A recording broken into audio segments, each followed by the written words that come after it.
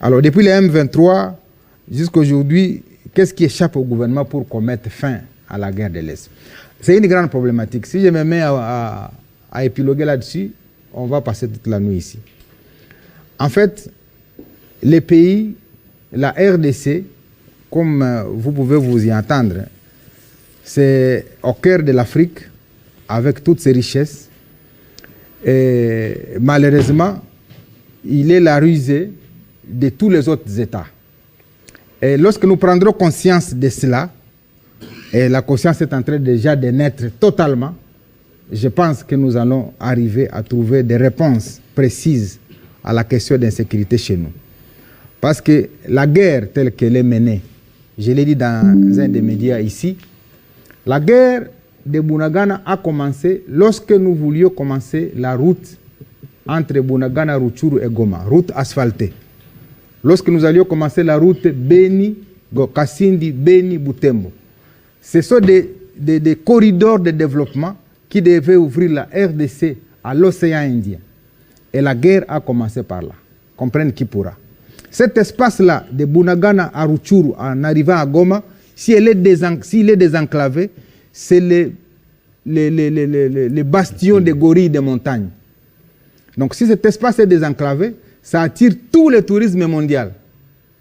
Donc il y a des pays qui, à la suite de ce désenclavement de cet espace, souffrent par le tourisme dont ils font la propagande à travers le monde.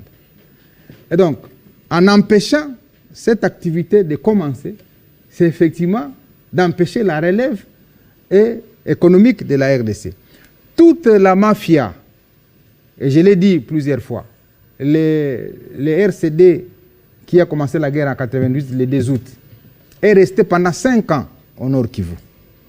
Et pendant 5 ans, le Rwanda est venu au motif qu'il poursuivait les FDLR. Mais tout le monde sait qu'en lieu et place de poursuivre les FDLR, 5 ans après, le Rwanda est sorti premier producteur du coltan et d'autres minéraux. Et donc, il y a des faux fuyants qu'on a fait porter au niveau de la communauté internationale pour aveugler les gens qui n'ont pas la maîtrise de la situation des Grands Lacs, alors que derrière ça, il y a un intérêt économique. Et donc, ce sont ces éléments-là que nous devons mettre à la place du monde désormais pour que les gens sachent que la guerre qui se passe à l'Est est une guerre économique. Vous avez vu, il y a quelque temps, des véhicules, y compris des véhicules que je ne vais pas citer ici, à bord desquels il y avait même des minéraux qui étaient enroulés dans les jantes des pneus. Donc, toute cette mafia-là a aidé à enrichir un certain nombre de gens. Et avec la guerre qui se passe à l'Est, il y a des usines qui ont été installées dans certains pays, qui ont fermé par le fait qu'il y a des sérieux qui commencent à naître. Maintenant, qu'est-ce qu'il faut? Il faut créer un climat de trouble pour que les sérieux qui commençaient à s'installer cessent et que les trafics mafieux reprennent pour alimenter les usines qui ont été installées dans certains pays. Ça, ce sont des questions pour lesquelles je n'ai pas peur de devoir me prononcer pour avoir dirigé pendant 12 ans la province Nord Kivu avec des éléments que je détiens de par ma fonction que j'ai occupée. Donc, c'est tout cet environnement-là qui doit être compris par d'abord les Congolais. Parce que quand vous êtes à Kinshasa, au Congo central, à l'Équateur, on a une autre compréhension de ce qui se passe à l'Est. Et j'ai souvent entendu les gens dire non, ça, ce sont des histoires d'entre eux là-bas. Je crois que ma manière de communiquer ici est aussi pédagogique pour permettre aux gens qui ne sont pas de cette partie de comprendre que cette question nous concerne tous. Elle n'est pas une question des gens de l'Est ou de Butembo ou de Lubero ou de Rutshuru. Elle nous concerne comme Congolais parce que le complot est tellement grand que si nous ne prenons pas conscience, effectivement, on ne peut pas s'empêcher de voir demain des choses en train d'éclater. Parce qu'il y a des discours qui se font au niveau international pour dire la RDC est un grand ensemble qui ne sait pas se gérer. Et que donc, il faudrait que la RDC soit réduite dans des petits ensembles qui sont facilement gérables. Ces discours-là sont de nature, effectivement, à nous amener vers un plan. Un plan qui est ourdi par ceux qui instrumentalisent le climat d'instabilité, d'insécurité, parce que l'important, ce n'est même pas de savoir l'agresseur. On peut même attaquer l'agresseur aujourd'hui, mais moi je pense l'important c'est de savoir l'agresseur lui aussi, il agit sous quel chapeau?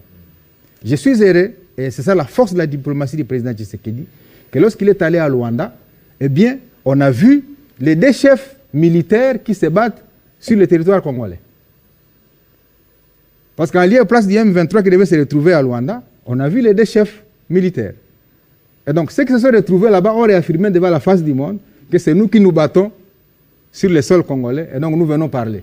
Ça, c'est la force de la diplomatie congolaise.